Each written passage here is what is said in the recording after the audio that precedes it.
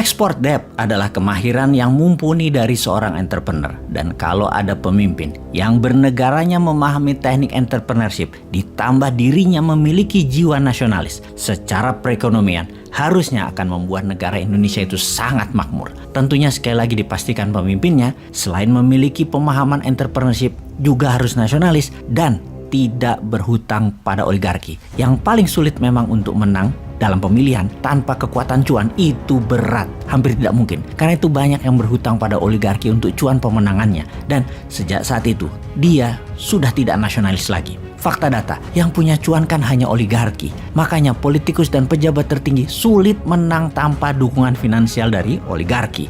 Itu adalah fakta. Selama oligarki jadi bohir dan jadi sponsor, maka rakyat selamanya akan jadi penonton dan hanya jadi pasar. Saat ini, para calon yang ada semuanya adalah birokrat. Tidak ada yang berangkat dari entrepreneur nasionalis tanpa aliansi politik oligarki. Para birokrat ini menjadi terkenal karena pakai anggaran Pemda dan anggaran pemerintah pusat. Pakai bayar wartawan dan orang media yang dibayari pakai pajak rakyat. Yang murni swasta tidak akan kuat duitnya untuk membuat acara peresmian-peresmian tersebut. Jadi menjadi birokrat sungguh bukan jalan satu-satunya untuk menjadi pemimpin bangsa. Harus dibukakan jalan lain, dari akses lain, dari alternatif lain. Misalnya begitu zero threshold, pasti puluhan kontestannya, dan ketika masuk top 5 barulah partai politik memetiknya. Jadi adakan dulu konvensi nasional, non partai, murni individu calon tersebut dipajang dulu di etalase, duel konsep, duel visi misi, duel kapasitas, duel kapabilitas. Nah,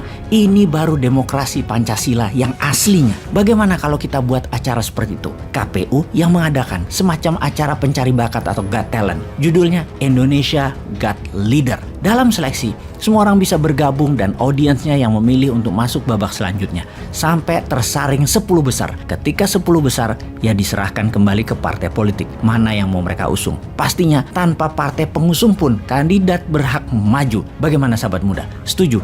Ayo buat resolusi dan kerahkan kekuatan Anda. Ekspresikan ide ini demi Indonesia berdaulat atau Indonesia akan tetap jadi korban hutang. Sahabat semua, kita kembali ke export debt yang saya contohkan dari apa yang pebisnis biasa lakukan, dan kali ini pengalaman pribadi saya. Saya memiliki sebuah mesin pirolisis untuk membuat oli bekas jadi bensin, jadi solar atau MFO, Marine Fuel Oil, di Pasuruan, Jawa Timur. Mesin ini saya beli dari Eropa, mesin bekas yang sudah direkondisi. For the sake of discussion ya, kita katakan misalnya harga mesin ini adalah 5 juta dolar atau sekitar 70 miliar rupiah. Ini adalah peristiwa 10 tahun yang lalu. Saya meminjam dana 80% dari bank asing. Ketika di tahun keempat, kewajiban hutang tinggal 50%, saya mencari mitra di Malaysia untuk membangun pabrik pirolisis. Di Malaysia banyak oli bekas yang mitra saya dapat kontraknya, dapat buangan dari Petronas. Singkat cerita, saya bilang ke mitra saya punya pabrik harganya 6-7 juta dolaran. Kalau kamu mau, kita pindahkan ke Malaysia. Mitra saya dapat 80% saham, saya hanya 20%. Tanpa keluar modal mitra saya tersebut. Dan tak lama mitra saya dapat pinjaman bank, kira-kira 80% dari nilai proyek tersebut. Pabrik itu sekarang masih jalan, namun kapasitasnya tinggal hanya 40%. Harusnya sih sudah diamortisasi, sudah nol nilai dagangnya. Intinya hutang saya dengan jaminan pabrik di Pasuruan tersebut lunas pada bank dan juga plus profit. Masih punya saham 20% lagi di Malaysia. Kali ini yang berhutang adalah mitra saya yang di Malaysia. Itulah yang dinamakan export debt yang banyak dilakukan oleh pengusaha dari negeri kakak tertua yang jadi pujaan banyak pejabat di sebuah negara. Cerita pirolisis adalah kisah nyata.